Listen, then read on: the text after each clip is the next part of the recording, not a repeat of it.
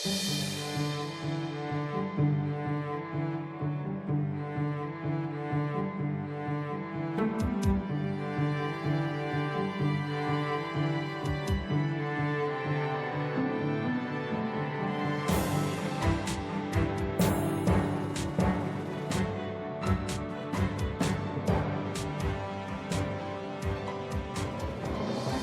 PIB de 2013, apresentado com estardalhaço, anuncia que o agronegócio salvou a economia brasileira. Ele fez a alegria dos que se beneficiam politicamente com esses números e dos que fazem bons negócios sem considerar a vida dos outros. O PIB não considera, por exemplo, as pessoas que contraem todos os tipos de enfermidades, inclusive o câncer. Não considera o custo do tratamento dessas doenças, as vidas que se perdem, a dor das famílias. Para eles só conta o capital. Não se discute qualidade de vida nem a destruição da natureza. Só vale o mundo dos negócios. Eles estão contaminados pelas estatísticas mentirosas que mascaram uma guerra contra a vida. Em 2011, éramos cerca de 20 entidades. Hoje somos muito mais. Um imenso conjunto da sociedade luta contra o veneno que nos mata um pouco a cada dia quando consumimos alimentos contaminados pelos agrotóxicos.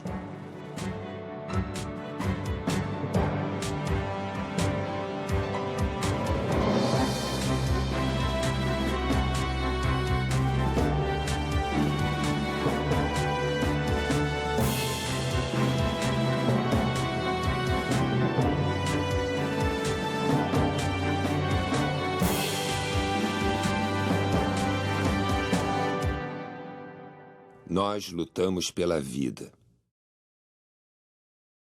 Não há apenas uma forma de conhecimento válido nas sociedades, existem várias formas de conhecimento válido. A ciência moderna, de alguma maneira, obteve um monopólio do conhecimento válido, é esse que é ensinado nas universidades, que é um conhecimento que é importante, obviamente, até porque eu também sou universitário, mas não pode ser de maneira nenhuma o único conhecimento. Para o camponês, a produtividade da terra é uma sequência de ciclos. E é por isso que a terra que este ano tem soja, ou tem milho, ou tem cana, pode ter no próximo ano estar de pousio. Ela está a descansar, porque nós também precisamos de descansar ao fim de semana, portanto a terra descansa. E no próximo ano continua. Portanto, esta é uma lógica de tratamento com a natureza e de relação com a natureza que assenta em conhecimentos ancestrais que devem ser cada vez mais valorizados. O que acontece é que, com a hegemonia política dos grandes latifundiários e dos grandes agroindustriais da frente agroindustrial, com os mídia que são propriedade deles ou financiados por eles, com partidos cujas campanhas são financiados por eles, eles conseguem transformar todo este conhecimento riquíssimo sobre a terra, sobre a água, sobre a atmosfera, em magia, superstição e atraso.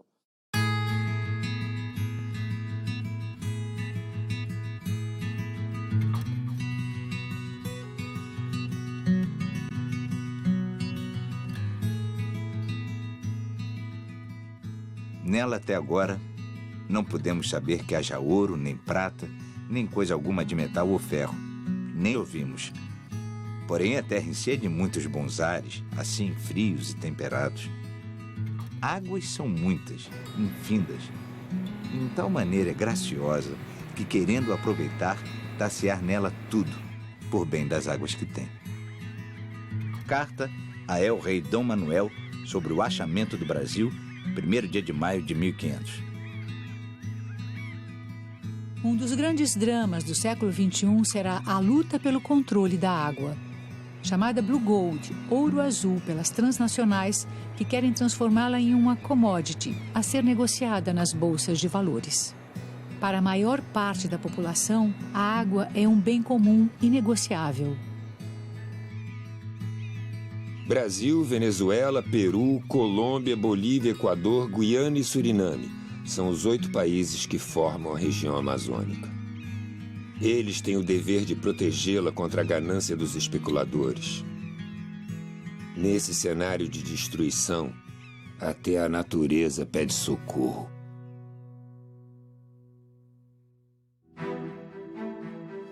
A natureza põe, o homem decompõe.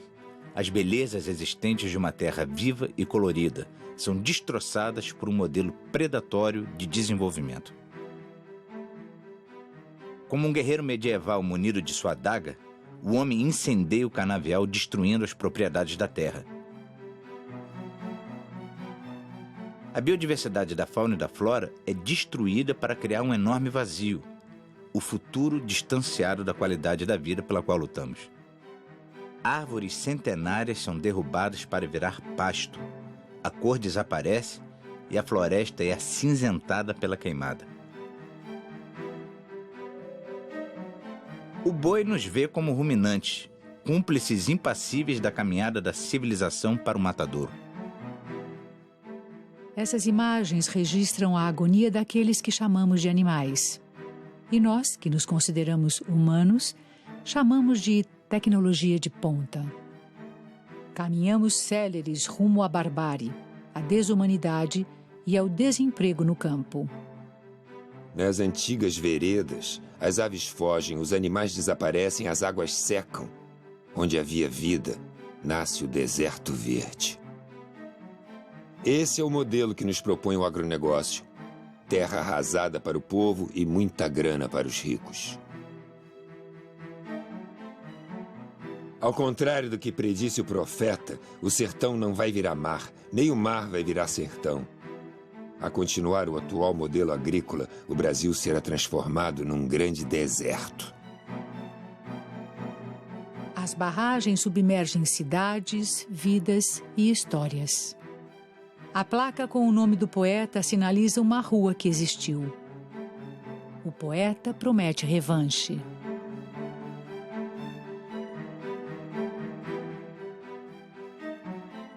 Seus poetas, lá no fundo das águas, vão reconstruí-la, vão reescrevê-la, e ela virá à tona, com limos, com magmas, e nós, homens mortais, vamos arrancá-la das águas, como nasce uma estrela de outra estrela.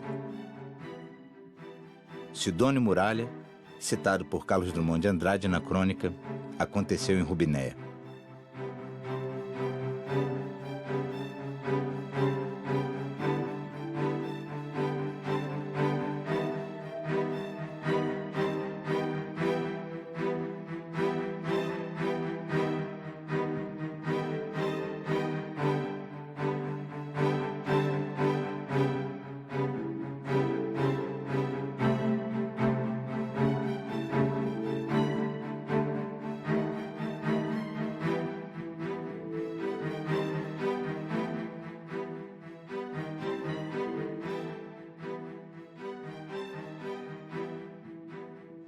Antigamente, né, a geração anterior que a nossa, as pessoas ficavam com câncer já no final da vida, como que as células iam cansando, era mais fácil elas adoecer. Agora não. Crianças com 10, 12 anos têm câncer. Industrial agriculture does not produce food, and it does not cooperate with nature. It, in fact, works on the basis of a war against nature. And all the chemicals that were invented for war against man have been moved into agriculture. The pesticides, the herbicides, Agent Orange, chemicals meant to kill people. And it is no wonder that people continue to die. A gente resolveu fazer um inventário dos casos de câncer na Chapada do Apodi. E o padre fez uma apresentação da nossa equipe e falou assim: por favor, levante a mão quem tem algum caso de câncer na família. Cara, foi assim, toim. Sabe que daria uma cena fantástica? Porque quando as pessoas acabaram de levantar o braço, tinha mais da metade da igreja com o braço levantado. Por que esse alto índice de câncer no meio rural? Né? Porque Rondônia, o uso de agrotóxico é largamente utilizado, não só pelo agronegócio, né, pelas grandes propriedades, mas também em pequenas propriedades e de forma desproporcional, né? Há um mito de que quanto maior a dosagem acima da recomendado, quer dizer, mais tempo, digamos, ele vai ficar com a roça, né, com a plantação livre de que eles chamam de pragas, né? que aqui na agroecologia nós chamamos de plantas amigas, né? A Organização Mundial de Saúde conta com um instituto, o IARC, que é dedicado à pesquisa sobre câncer, né? E esse instituto, que tem uma metodologia de trabalho bastante rigorosa e até mesmo conservadora, né, reconhece pelo menos 4 tipos de agrotóxicos como cancerígenos do grupo 1A, que são aqueles comprovadamente cancerígenos. Laranja. Estimula a resistência do organismo, anti-inflamatório, previne o cansaço e reduz o estresse. Laranja cultivada com fosmete, tóxico para o sistema nervoso. Laranja cultivada com triclorfomo, pode causar câncer, geração de fetos anormais, aborto e infertilidade. Banana. Fornece energia, ajuda a circulação e inibe coágulos. Banana cultivada com triclorfomo. Pode causar câncer e má formação fetal. Banana cultivada com carbofurano. Pode causar câncer, puberdade precoce, infertilidade e aborto. Cebola. Ajuda a controlar diabetes, reduzir níveis elevados de colesterol e pressão arterial. Favorece a saúde dos ossos, é anti-inflamatório e combate resfriados. Cebola cultivada com parationa metílica.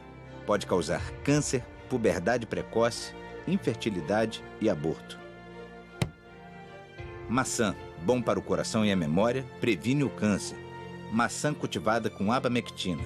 Pode causar má formação fetal, aborto, infertilidade e intoxicação aguda. Maçã cultivada com ciexatina. Pode causar câncer. Maçã cultivada com fosmete. Pode causar danos ao sistema nervoso. Hortaliças. Ajudam a combater o câncer, a diabetes e a regular a pressão arterial. Hortaliças cultivadas com acefato. Pode provocar câncer, má formação fetal, aborto, infertilidade e intoxicação aguda. O câncer de bexiga, o câncer de rim, todos esses tipos de câncer são, de alguma forma, apresentam forte associação com a poluição ambiental, com agrotóxico, com contaminação, especialmente por metais, que são essas substâncias presentes nesses agrotóxicos que estão associados com o aparecimento de câncer. A função dos agrotóxicos é ser um elemento de eliminar organismos vivos, né? Eles produzem, dentro de determinadas escalas de contaminação, doenças, que elas podem ser doenças de curto prazo e doenças de longo prazo. E isso significa que nós estamos lidando com intoxicações agudas até várias formas de câncer que você tem colocadas aí pelo processo cumulativo, e hoje isso está extremamente disseminado do ponto de vista da população. A legislação sobre isso é um problema muito complexo, porque você tem, de um lado, a vigilância sanitária, que é um órgão ligado ao Ministério da Saúde. Do outro lado, você tem os órgãos ligados ao Ministério da Agricultura, e aí tem, objetivamente, um conflito de interesses. Quer dizer, além da questão científica, quer dizer, nem sempre essas decisões governamentais são tomadas com base científica, elas são tomadas com base em interesses econômicos também. Então, a evidência científica, muitas vezes, não é suficiente para influir numa decisão econômica. E nesse embate entre os interesses do agronegócio e os interesses da saúde pública, frequentemente os interesses da saúde pública são sacrificados. Quando eu tenho o consumo de fertilizantes, químicos, de agrotóxicos, etc., uma parte significativa da renda da terra fica com essas empresas. E há uma organização dessas empresas oligopolizada hoje. Então, há um controle desse mercado pelo capital internacional, pelo Monsanto, Syngenta, Dow, Bayer, BASF, adquirindo outras empresas menores do setor. No mundo, né? Não só no Brasil, no mundo como um todo. No ano de 2010, essas indústrias juntas tiveram um faturamento, uma receita líquida de 15 bilhões de reais. 15 bilhões de reais. Pelo menos 130 empresas fabricam agrotóxicos no Brasil. 6 delas dominam 68% do mercado.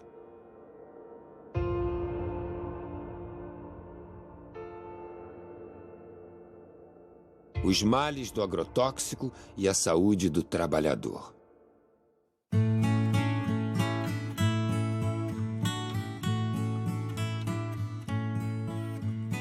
O Vale do Açu hoje é uma das regiões mais que tem a incidência de câncer no estado, né? A pesquisa chegou à conclusão de que os trabalhadores rurais bebem água lá na região de péssima qualidade, né? Em 2 locais foi encontrado água contaminada quimicamente com agrotóxicos. O índice de suicídio é altíssimo, o de câncer, o CA, então assim, é muito alto, né? E antes dessas empresas chegar, nós não sabíamos nem o que era isso. Nas frutas eu usava só a bota e o avental. Não tinha luva e não tinha máscara, então isso jorrava na minha cara. Muitas vezes. Aí eu ali fui sentindo dor de cabeça, começou tendo infecção urinária e eu tendo febre e um tremor nas minhas pernas. A doutora Fátima, ela diagnosticou isso, que eram os produtos, porque nesse caso não foi só eu, ela atendeu várias pessoas da firma de onde eu trabalhava lá no Carpes e por conta dessa descoberta que ela fez, ela foi tirada daqui.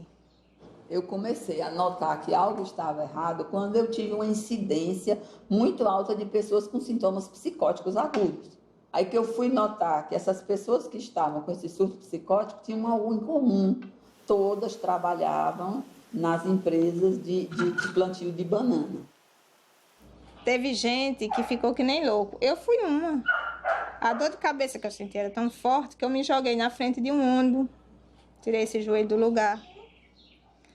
Eu fiquei que nem doida, eu entrei em depressão, não queria ver ninguém. Eu rasguei roupa, eu jogava minhas coisas fora. E por conta disso, o engenheiro disse que eu era louca. Mas a minha loucura era as dores que eu estava sentindo. Eles, no set do consultório, eles contavam coisas, entendeu? Inominadas. Muitas vezes eu anotava em prontuário, tem tudo anotado em prontuário. A notícia que eu sei é que esses prontuários estão perdidos. Aqui nós temos uma empresa, por nome de Almonte, que ela pulveriza. Ela tem um avião que ela sai pulverizando.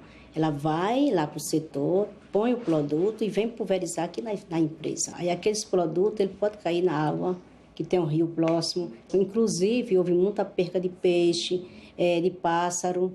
A funcionária deles da Belmonte me procurou e me disse que, olha, doutora, a senhora fique certa de que na Belmonte tudo é feito muito legalizado.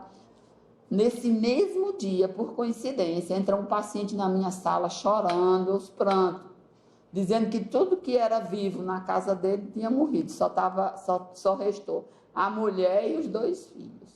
Por que aconteceu isso? Ele disse, doutora, é porque eu moro na curva do avião. E quando o avião da empresa faz a curva para despejar o veneno, derrama um pedaço em cima da minha casa. Morreu tudo, não ficou nem sapo. Se você for hoje em qualquer delegacia ou superintendência, agora se chama Superintendência Federal de Agricultura, do Ministério da Agricultura, no Brasil, em nenhuma delas você vai encontrar um ato de fiscalização contra um agricultor que se envenenou. Nenhuma. Se você for no Ministério da Saúde, também não existe. A pergunta é por quê? A questão é ideológica. Se você quiser saber hoje quantos dos cânceres no Brasil têm a ver com agrotóxicos, você não consegue essa resposta nos diferentes sistemas de informação em saúde que a gente tem, né? E se você quiser buscar entre os registros de câncer qual é a ocupação dessas pessoas, você vai ter dificuldade também de encontrar o dado de ocupação, por incrível que isso pareça, né? Então, há toda uma tendência de ocultamento mesmo disso, né? Desses problemas de saúde, eles não aparecem, né? Para cada informação de que houve intoxicação que chega ao Ministério da Saúde ou à Fiocruz, a gente tem 50 casos que não são notificados. O que isso significa, né? Significa, nesse período de 99 a 2009, nesses 11 anos, foram 62 mil intoxicações por agrotóxicos no país, ou 5.600 por ano, ou 15 diárias, ou, se preferirmos, uma a cada 90 minutos. A cada 90 minutos no Brasil alguém é intoxicado.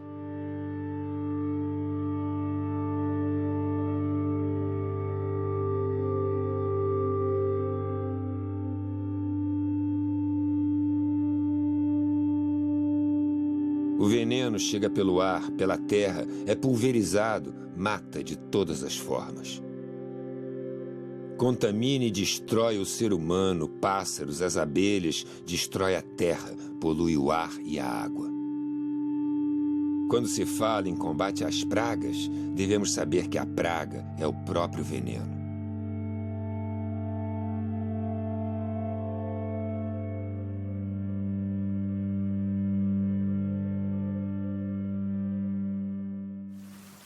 Em 3 de maio de 2013, a Escola Municipal São José do Pontal foi atingida por uma chuva de veneno engeopleno, da Singenta, lançado sobre lavouras de milho transgênico. A quadra fica a 50 metros da escola. Muitos alunos na quadra, uns 20, 30 alunos na quadra. Tinha ônibus escolar no pátio da escola, Kombi e moto. Então, eu acredito que daria para ele ver. Até que eu achei no primeiro momento que ele passou assim para chamar a atenção. Pensei, deve estar chamando a atenção, passando para chamar a atenção em cima da escola. E durante o tempo que ele estava passando, algumas crianças pequenas, na primeira vez que ele passou, saiu correndo atrás desse avião. Todo mundo estava correndo atrás, né? Achando bonito. Tinha hora que nós pensávamos até ia cair, tanto que estava passando perto. Num desses voos, eu senti o calor do motor do avião. Passava muito baixo em cima da escola. A gente sentia aquele calor, aquele mormaço quente da aeronave por cima da gente. Umas vezes que ele passou e não desligou o lugar de jogar o veneno. Dava pra ver as gotículas de veneno assim caindo em cima da gente. Foi, começou a derramar veneno em nós, aí nós pegou e já começou a tossir, vontade de vomitar, coçando. Aí nós saímos foi pra dentro das salas de aula. Em seguida os alunos começaram a coçar. Coçar, tirar a camisa, coçar. E eu vi quando a professora Renata e outros professores falaram, olha, os meninos estão passando mal, E aí começou aquela coisa assim, a gente começou a ficar meio desesperado.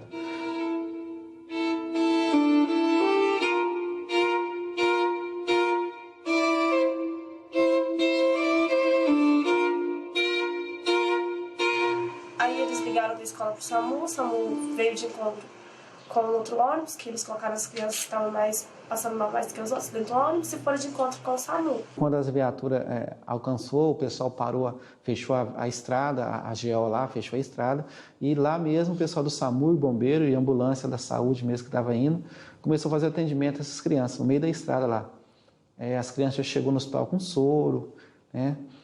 Por exemplo, a Luana deu vários desmaios nessa viagem, até mesmo dentro da viatura. Outros já chegaram com oxigênio. Situação assim de pânico mesmo. Senhor Jesus, misericórdia.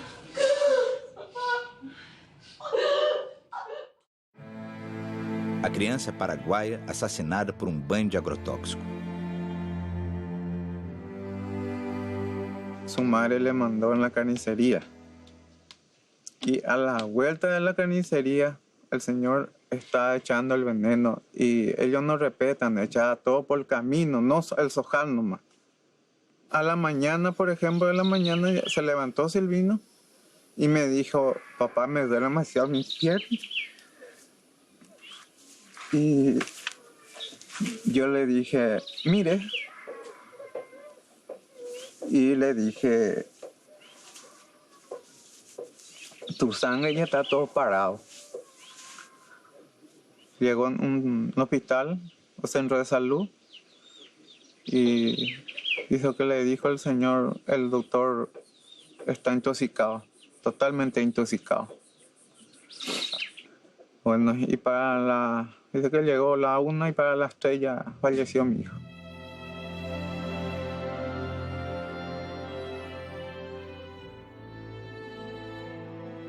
A cultura do tabaco utiliza em média 42 tipos de agrotóxicos, causando uma devastadora contaminação humana e ambiental.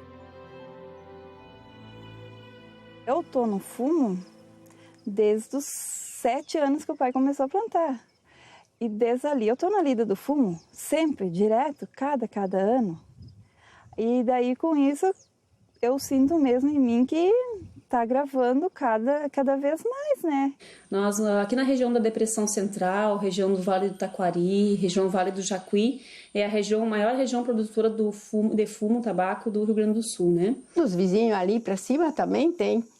que ficam mal, dá dor de estômago, vomito, fico bem ruim quando colho o fumo. Nós tínhamos uma careira de abacate ali em cima, faz tempo, mas morreu tudo. Está no ar o veneno, nas águas, por tudo, não tem. As pessoas não têm mais como se escapar também. Olha, das vezes que eu fiquei ruim, eu acho que foi da consequência do fumo. Porque eu estava lidando no fumo, dá um vômito tão forte, né? E um mal-estar, uma tonteira que eu acabo indo pro posto, né? Fazendo um soro daí. A servidão torna os plantadores de fumo totalmente dependentes das fumageiras. As famílias produtoras de fumo, além de todos os riscos que ela se submete em termos de saúde, ela deixa de produzir seu próprio alimento.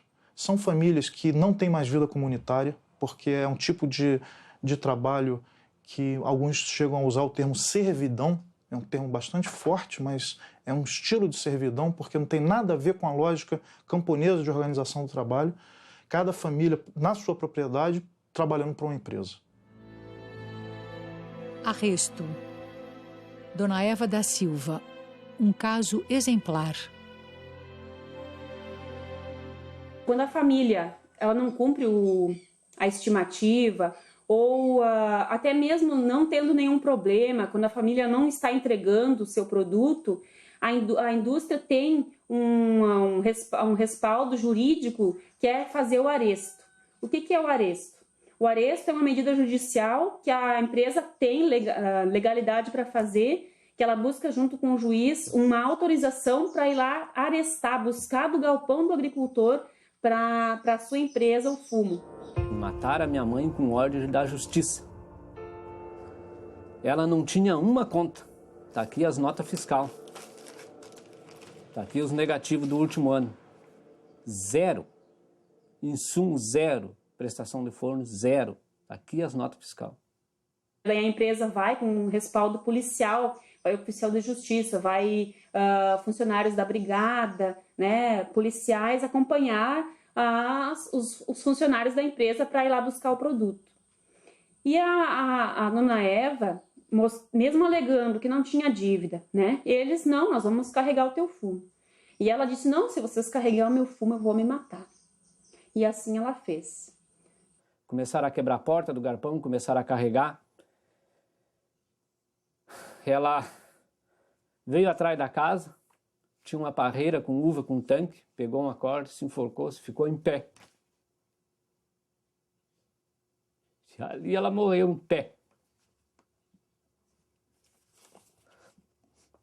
Por causa de uma fumageira.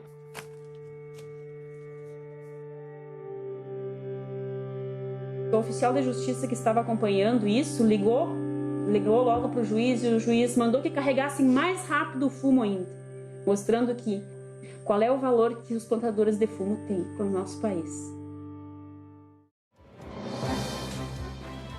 Existe uma outra forma de tratar a terra. Existe uma outra qualidade de vida para todos. A campanha permanente contra os agrotóxicos pela vida, na verdade, ela é um instrumento do conjunto da sociedade para poder enfrentar o modelo hegemônico do capital de atuação na agricultura, que é o agronegócio. Uma das tarefas da campanha é explicitar os problemas causados pelos agrotóxicos para que a população possa se posicionar criticamente em relação a esse tema. E diante disso, não adianta, né, a gente ficar só na crítica. E aí vem a segunda parte da tarefa da campanha, que é anunciar para a sociedade a proposta alternativa, que, ao nosso ver, como campanha e as organizações que dela fazem parte, nós acreditamos que a agroecologia é essa alternativa possível. Essa fazenda não é uma fazenda que eu comprei e estou preservando. É uma fazenda que eu comprei totalmente degradada e eu estou aos poucos tentando recuperar o que ela já foi. A ideia é que no futuro esses morros todos sejam matas fechadas, né, que a gente tenha, e que essa mata com a chuva jogue toda essa matéria orgânica para a lavoura, né, enriquecendo mais ainda o nosso solo. A vantagem da agricultura orgânica é que você, num espaço de terra pequeno, quanto mais fértil ele for ficando, mais produtivo ele vai sendo. Por que o agronegócio precisa de tanta área? porque ele vai desertificando, então ele precisa abrir novas áreas. Nas novas áreas ainda existe alguma fertilidade. Hoje eu estou produzindo uma média de 30 produtos, já chegamos a ter 100 produtos, a ideia é voltar a ter uns 60 produtos. Tem a coisa do gado, né, que é tratado com homeopatia, fitoterapia, né, o controle de verme, o controle de carrapato, é tudo feito através de ervas. O leite é totalmente limpo, né, a gente faz um queijo, né, de alta qualidade também. O interesse, cara, é que a pessoa o que eu como, minha filha pode comer. Né? Agora você vai numa fazenda convencional, você não colhe um negócio e dá para sua filha. Chega num produtor de morango e fala, come um morango desse que está plantando. Eu duvido que o cara coma, não come. O encontro de agricultura orgânica, a gente costuma falar que é o encontro do bem. Ali está todo mundo preocupado com a qualidade do que a gente vai comer. Ninguém está preocupado em se dar bem com o outro, ou ficar mais rico ou menos rico. Eu quero deixar para minha filha alguma coisa que seja preservado, que seja sustentável, que ela possa ter orgulho. Eu estou preservando as minhas águas, eu estou preservando a minha mata, estou preservando meus animais, eu estou preservando a floresta, eu estou preservando nossa saúde. Existem alternativas para nos alimentarmos com qualidade e sem riscos de contaminação. Estes são os orgânicos cultivados em Paracambi, no estado do Rio de Janeiro. Neste sítio onde a cultura é orgânica, os animais não vivem confinados e tudo inspira qualidade de vida.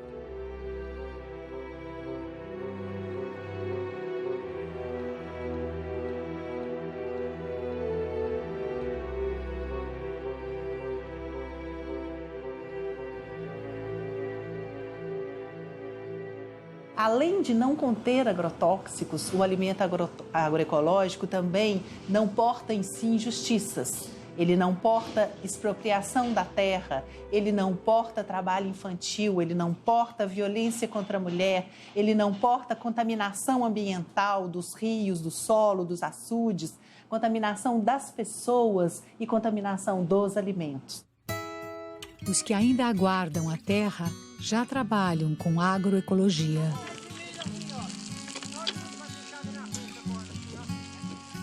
A gente foi parar na beira da estrada, na pista, em busca de um sonho, de ter terra, como os acampamentos. Aí um belo de um dia apareceu um amigo da gente, aí ficou sabendo daqui do Manga Estivo. Aí chegou lá, comentou pra gente, a gente se interessou e veio. E hoje nós estamos aqui, plantando. Aqui nós trabalhamos com agroecologia, né? A gente aqui não tem agrotóxico, mas infelizmente os fazendeiros que estão ao redor daqui do acampamento, eles jogam veneno nas roças de milho deles, na soja, e automaticamente cai veneno sobre nossas plantas. Meu desejo é que o INCRA tome as providências, reparte logo a terra para nós, que é para nós poder trabalhar, criar nossos filhos e ter uma boa agricultura sem agrotóxico. Esse é o sonho de todos os que estão aqui. Ao lado da fazenda onde o verde floresce, vemos uma plantação queimada pelo uso de herbicidas e pesticidas. Até as cores esmaecem.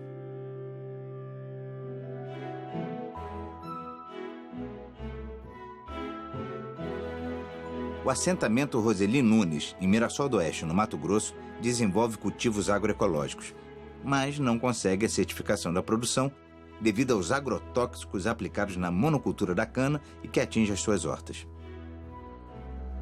Pedimos a ajuda e o apoio dos órgãos públicos de todas as áreas: saúde, agricultura, meio ambiente. Nós lutamos pela agroecologia, pela produção natural do alimento.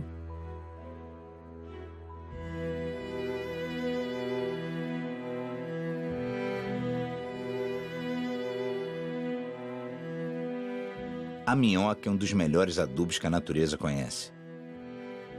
Aprendemos dentro da agroecologia de nós mesmos produzir nossa própria semente. Então aqui vocês estão numa área de produção de frutas. A gente trabalha com plantas baixas também no meio das fruteiras, né? A gente trabalha com... A hora que acabou a produção, a gente entra com adubo verde, depois incorpora para ter o adubo nas plantas, né? E aí depois a gente volta a plantar abóbora e feijão no meio das fruteiras. Aqui é um biofertilizante, que é um adubo foliar. Ele serve como inseticida, né? Que ele tem o NIM e tem o adubo de gado cru, né? Verde. Então ele fica por 20 dias Ele dá uma pressão aqui dentro e aí ele acaba para pulverizar ele. Você utiliza aí daí 2 litros desse aqui com 20 litros d'água e acaba pulverizando. Para pulverizar e serve como inseticida e como adubo foliar.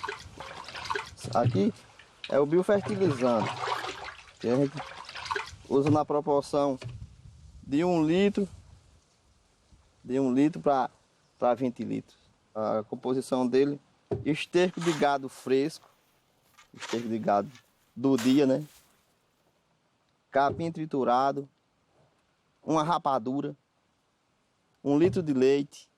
Desse aqui, o que eu gosto desse aqui é R$1, que é uma rapadura. Porque o restante a gente tem o leite, tem o esterco, nada de agrotóxico. Você produz no seu próprio propriedade, no seu próprio terreno você produz. A agrofloresta é considerada a melhor das alternativas para garantir a diversidade na agricultura. A agrofloresta é um sistema de agricultura que considera a terra um ser vivo. Todas as vidas dependem dessa vida. Se essa vida aqui está na UTI, onde é que nós estamos que dependemos dela, né? O que a gente come, o que a gente bebe, o ar que a gente respira, a roupa que se veste, tudo depende de como está a terra. Eu trabalho aqui em 1 hectare de terra, cerca de 13 mil quilos de alimento que a gente consegue produzir. É justamente em 1 hectare de terra, né? Além dessa grande diversidade de plantas que existe. Esse sistema de agricultura, a gente aprende tudo com a natureza. Se você começa a observar, você vai ter um monte de coisa, um grande aprendizado. Se você for afastar a folhagem ali e for olhar o solo, você vê uma diferença muito grande daquele solo ali para este solo aqui. Eu recebi esse lote de terra de 15 alqueires de herança do meu avô materno, quando eu tinha 15 anos. E com 15 anos eu comecei a plantar árvores aqui. Naquela ocasião não tinha nenhuma árvore nesse lugar. Então faz 30 anos que eu estou plantando árvores aqui. Quer dizer, se na natureza o que nós encontramos são florestas, então nós vamos ter que fazer agricultura dentro de floresta, né? É isso que é a agrofloresta. E nós vamos ter que, então, respeitar os ciclos de formação da floresta, né, para fazer atividade agrícola. O resultado, ele vai aparecendo, às vezes demora um pouco, tem que ter um pouco de paciência, né? Mas eu cansei de ver insetos que estavam aparentemente gerando um problema ou doenças desaparecerem do nada.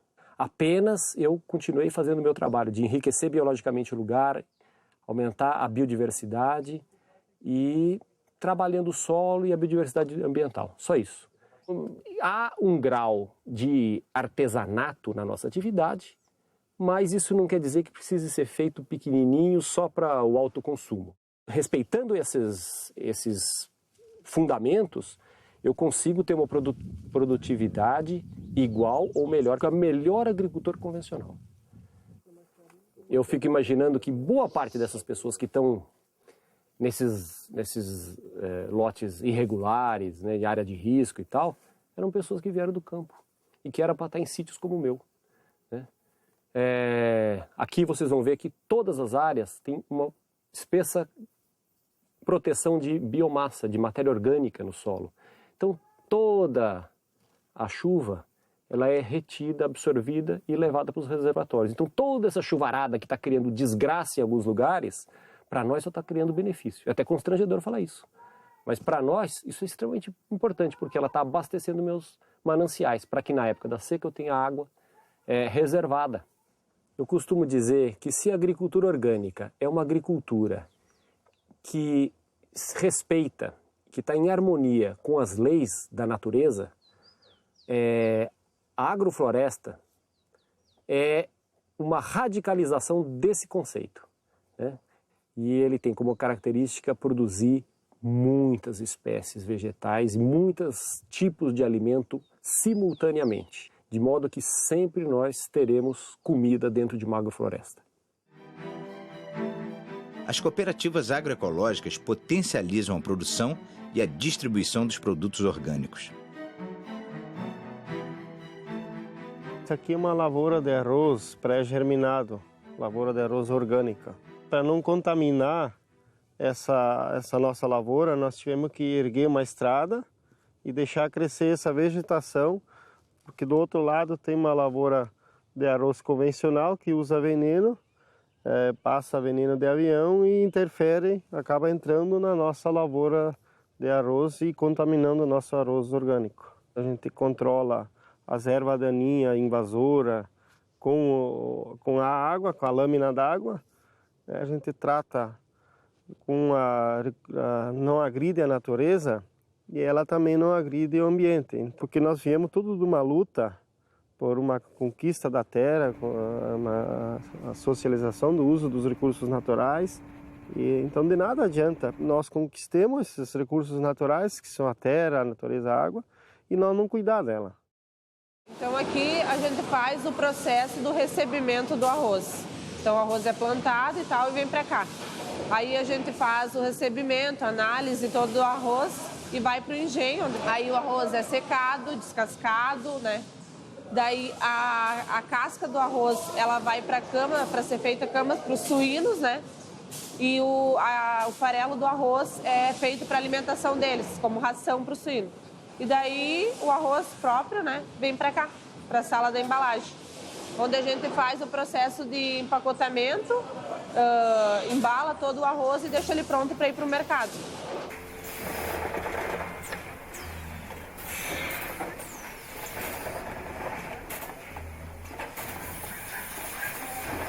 Somos organizados hoje em 48 grupos, somando 428 famílias produtoras, organizado em 4 cooperativas e numa central, que organiza a gestão da produção, que organiza as famílias, que organiza a produção da semente, a capacitação dos agricultores para a produção da semente e leva para o consumidor final um produto saudável, sem o agrotóxico, sem nenhum conservante químico ou biológico. Eu acredito que é possível alimentar a população hoje produzindo orgânico em larga escala. La agricultura industrial de monoculturas solamente produce 30% de los alimentos que nosotros comemos en el mundo. ¿Ah? Y es una comida de no buena calidad porque tiene transgénica y tiene también pesticidas, ¿no? El 50% de la comida que se come en la humanidad es producida por los camponeses, que controlan 20% de la tierra. Imagina que você agora dá 50% de la tierra a los camponeses. ¿Ah? Habría alimento para todos. Alimento para o futuro, formando desde a infância.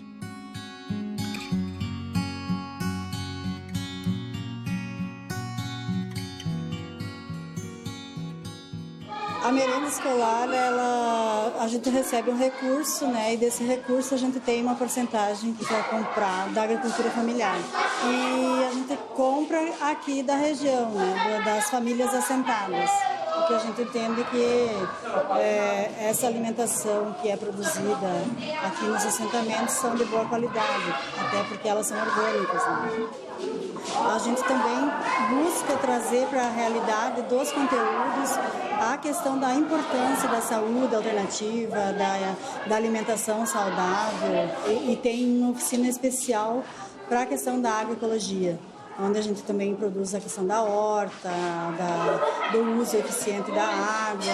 É de uma importância prioritária e fundamental para realmente conseguir divulgar e também fazer com que as famílias, as pessoas se conscientizem da importância de uma alimentação saudável e também do meio ambiente, né? Aproximando o produtor do consumidor. As feiras agroecológicas.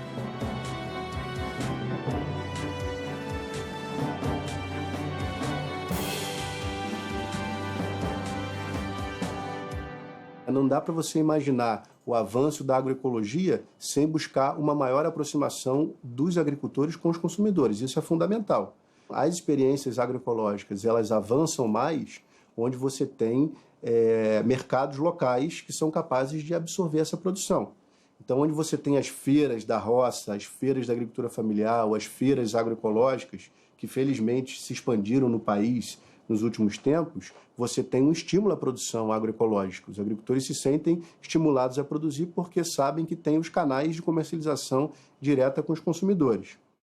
Eu estou convencido e acredito que tenho elementos suficientes para comprovar isso, e em muitos outros lugares outras pessoas pensam a mesma coisa, em que a única solução para a produção alimentar, quer dizer, e de outras coisas não necessariamente alimentares, outros produtos da agricultura, de forma sustentável, vai ser através da agroecologia e em combinação com a agricultura familiar. Ele é capaz de produzir a quantidade necessária de alimentos e outros produtos com preços acessíveis e com uma qualidade de produto que o sistema convencional é incapaz de produzir. Um mito desse mercado que é impossível você produzir barato e orgânico. Isso não é verdade. É uma questão de você organizar essa produção e ter formas de escoá-la, né?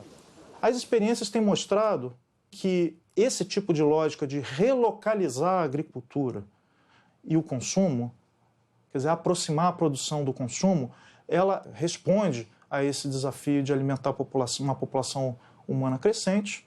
E hoje existem já vários documentos internacionais das Nações Unidas, da FAO, que reafirmam isso. Isso já não é um discurso vindo só dos movimentos sociais. Tem um conjunto de documentos importantíssimos no plano internacional que confirmam o papel dessas experiências e, além de confirmar, dizem mais.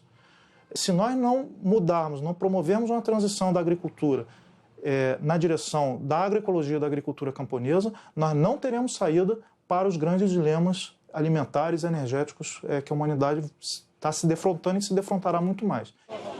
Tinha um mito antigamente de que agrotóxico tornava as coisas mais baratas. E não é verdade, porque na feira orgânica onde eu vou, eu consigo comprar uma alface no preço que eu compro no supermercado. Tá? A gente tem direito de comer frutas e verduras que não têm venenos, né? Que são venenos, né? Eu acho que o principal é a conscientização de todos nós de não usar o agrotóxico e passar essa conscientização para as outras pessoas, porque infelizmente quem produziu e quem está ganhando dinheiro com isso, ele não vai querer parar de vender, né? Então acho que essa consciência tem que partir da gente, parar de usar o agrotóxico e ser sincero com nós mesmos em querer uma vida mais saudável. E se nós não fazer isso agora, que ainda temos um tempinho, eu não sei mais para frente se a gente vai conseguir reverter isso. Os produtores das sementes crioulas fertilizam a vida lutando contra o monopólio das sementes transgênicas. Hoje, seja soja, seja o que for, que foi modificada, vem o pacote. Tu vai ter que botar o adubo, tu vai ter que botar o herbicida nela para poder produzir. Se não fizer isso, tu não colhe, porque a empresa já faz o pacote direcionado para vender. Venda a semente e vendo os insumos. Nosso papel simplesmente é produzir uma semente de qualidade para vender para o povo brasileiro.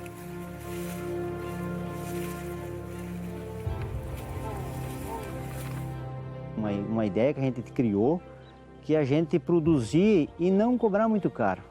Porque senão o pobre, aquele está com menos condições financeiras, ele vai acabar comendo veneno igual. Então a gente precisa fazer alguma coisa para contribuir com o pessoal também, né? Essa aqui é a nossa câmera que a gente guarda a semente, né? Aí ela fica armazenada aqui dentro. Depois que ela é limpada, beneficiada, ajeitada, aí a gente bota nas bombas e aí traz para cá e aí tem essa identificação, ó, lote por lote. Ó. A semente, ela é a independência dos povos pobres.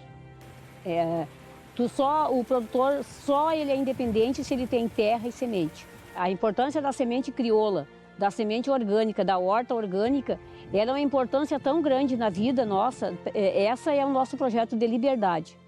The power of the corporations that began as chemical companies to make war chemicals became chemical companies to sell poisons in agriculture and now control the seed. They have such a strong power. They are shaping agriculture policy. They are shaping government decision. And this is against democracy. It is a kind of dictatorship. Uma das frentes de luta neste momento nesta área é exatamente a luta pelas sementes e a luta pelas sementes camponesas e pela variedade das sementes, que, como nós sabemos, em certos continentes, nomeadamente na Índia, só para o milho havia milhares de variedades e que foram sendo destruídas pela Revolução Verde e que agora estão ainda a ser mais destruídas pelas sementes transgénicas e, portanto, com os organismos geneticamente modificados. Não são poucos no Congresso os que sabem dos riscos do agrotóxico para a saúde de todos. O problema é que a bancada ruralista está mais interessada nos negócios do que com a saúde pública. 40 mil proprietários rurais controlam 40% das terras e elegem, no mínimo, 120 deputados federais. A agricultura familiar, com 12 milhões de pessoas, elege de 10 a 12 deputados. Uma opção política. O Ministério da Agricultura recebe 10 vezes mais recursos para cuidar do agronegócio do que o Ministério do Desenvolvimento Agrário usa para cuidar dos pequenos agricultores. Enquanto o agronegócio cria commodities para exportação, o pequeno agricultor põe comida na sua mesa.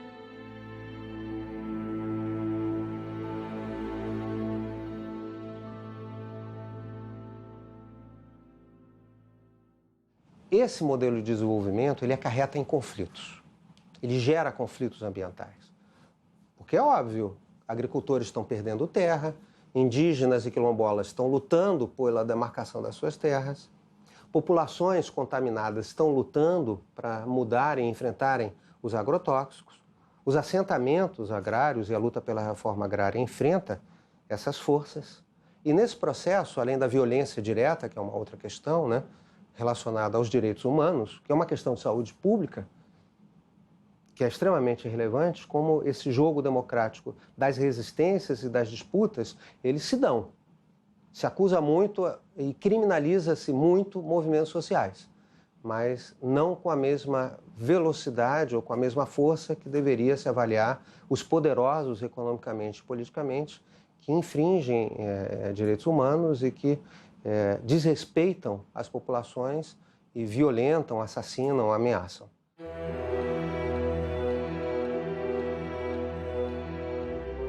A aldeia gameleira Tapuia Cariri, em São Benedito, na Serra Grande da Ibiapaba, no Ceará, é composta por 130 famílias. A comunidade está na área há 150 anos, é reconhecida como indígena e luta pela demarcação das terras. Antes não precisava de agrotóxicos, porque plantávamos utilizando os nutrientes que a terra nos oferecia. A Mãe Natureza nos oferecia os alimentos necessários e isso foi tirado com a desmatação para plantar hortas. Socorro! Pedimos a todos os órgãos públicos e federais que nos ajudem a acabar com o uso dos agrotóxicos, pois precisamos de ar puro, águas limpas e terras férteis. Nosso maior sonho é ter liberdade e as terras demarcadas. A indústria vende agrotóxicos fatais para as abelhas que polinizam a vida.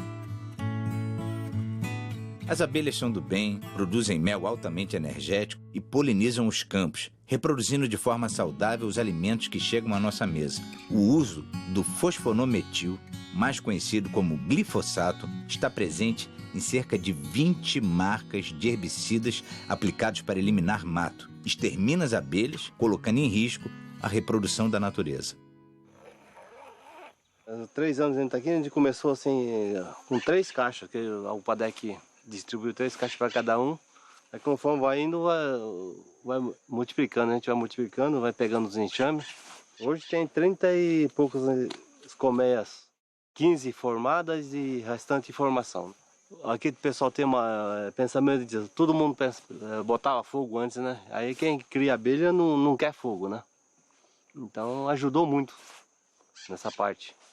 Essa abelha aqui é conhecida como moça branca, breu, né? É nome popular que o pessoal fala, né? Ela é uma polinizadora muito boa, porque ela vai em quase todas as flores pequenas, assim, da mata. Melipônia é essa abelha indígena que eles falam, abelha sem ferrão. E cada espécie tem, como diz, na natureza tem vários tipos de flor, né? Umas mais compridas, umas mais... Então cada espécie poliniza a flor. Esse aqui é mandaguari. É uma abelha muito boa, o mel dela é muito medicinal para pessoa que tem problema de pulmão.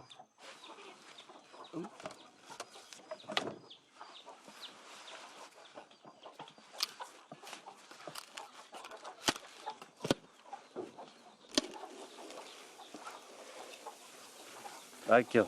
Esse aqui é os filhotes, né? Esse aqui são os potinhos de mel e pólen.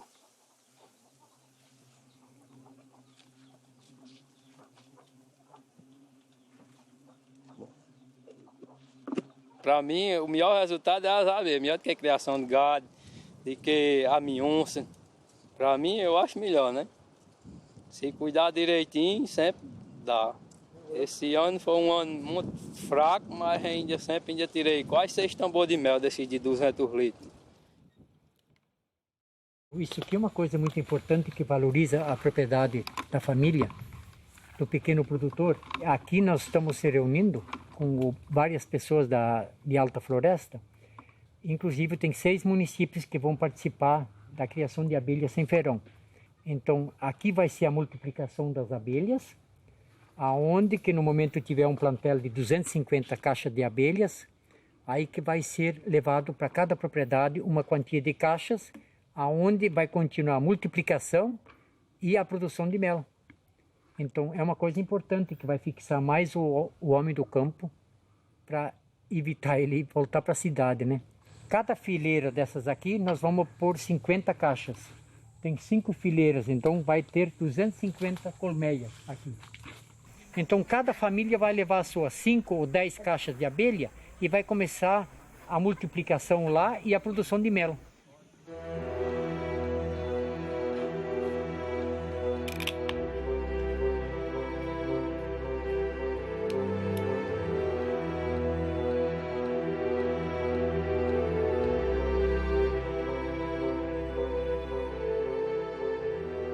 Nós visitamos comunidades, por exemplo, em transição agroecológica, onde está organizada uma cooperativa de jovens que fazem apicultura numa atividade altamente compatível com o semiárido, né? Tem uma forma coletiva de trabalhar, que é de partilha, de crescimento do grupo.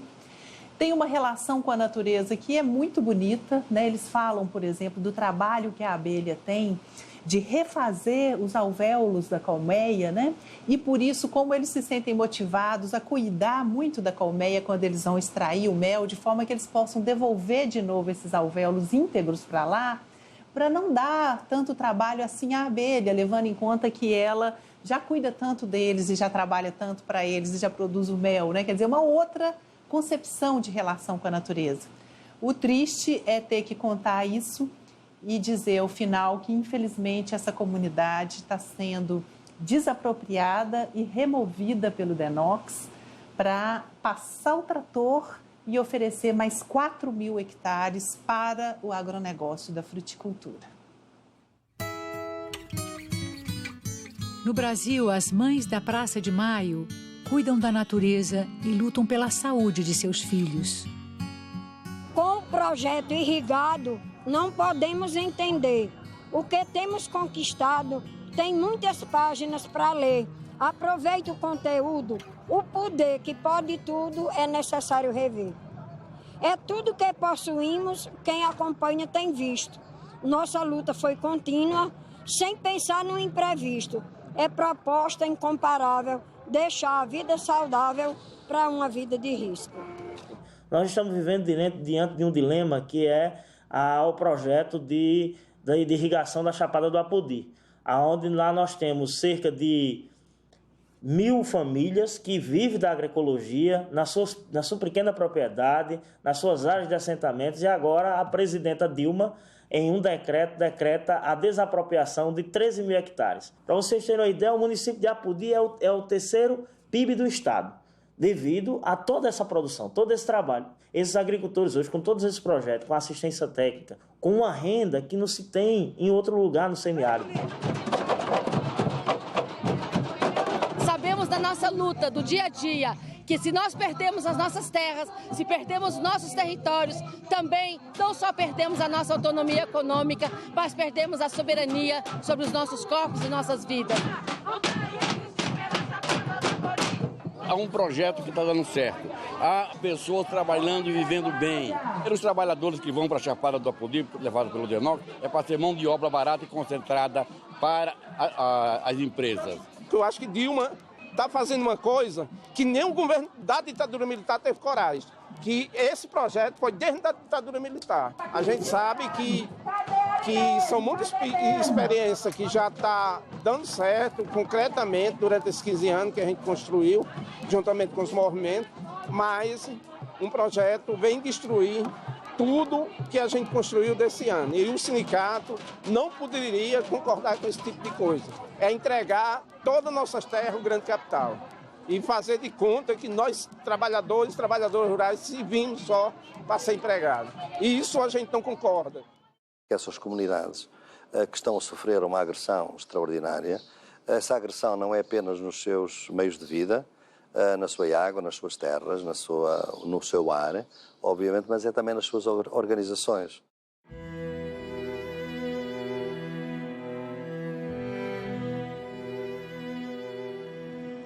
Agroecology is a social movement. Agroecology is a social movement because it re-establishes our relationship with the earth. It brings ecology back into the consciousness of farming. Industrial agriculture makes us blind to the earth and nature's processes.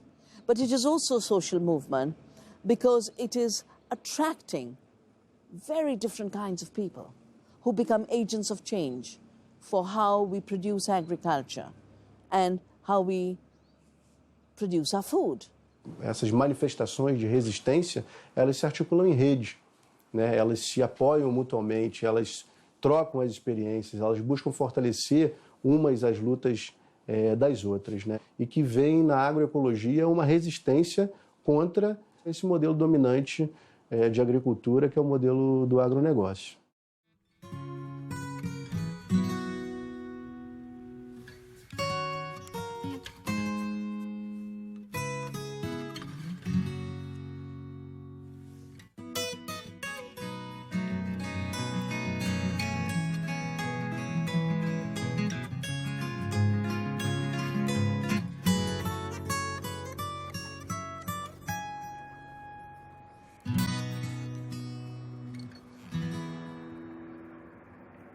Estou aqui há 53 anos.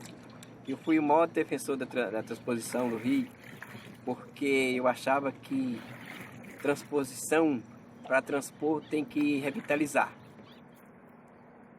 E eu tinha muita esperança de que, com a transposição, viria a revitalização. Infelizmente, não está acontecendo. O Rio São Francisco é tudo. O Rio São Francisco trata de mais de 30 milhões de pessoas. O Rio São Francisco é uma mãe.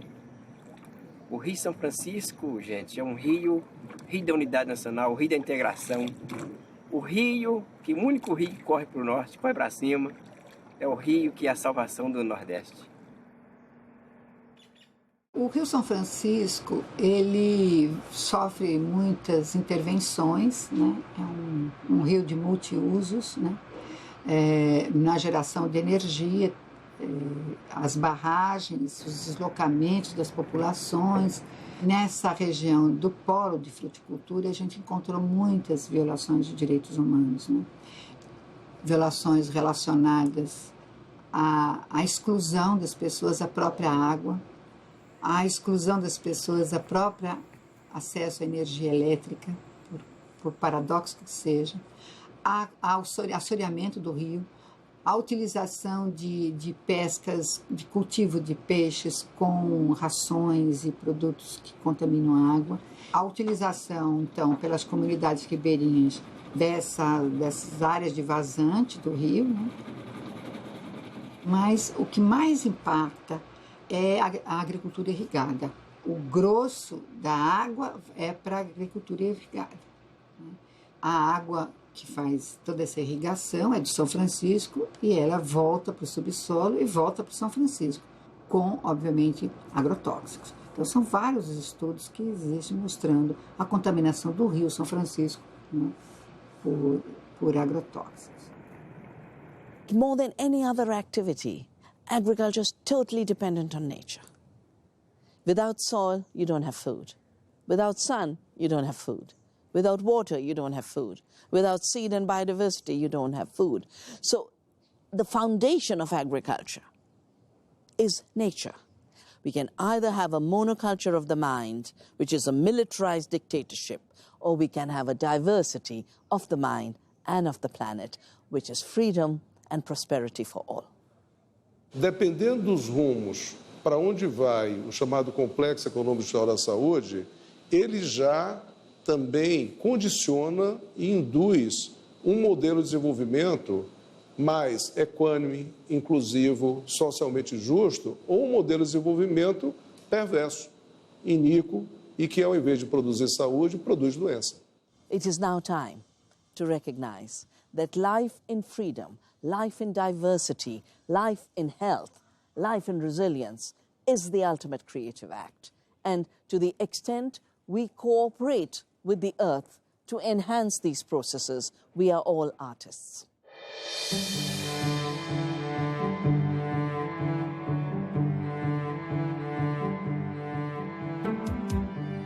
Já se trata de escolher em que mundo a gente quer viver. Se em um mundo de beleza e liberdade ou em um mundo de exploração, doenças e terra arrasada.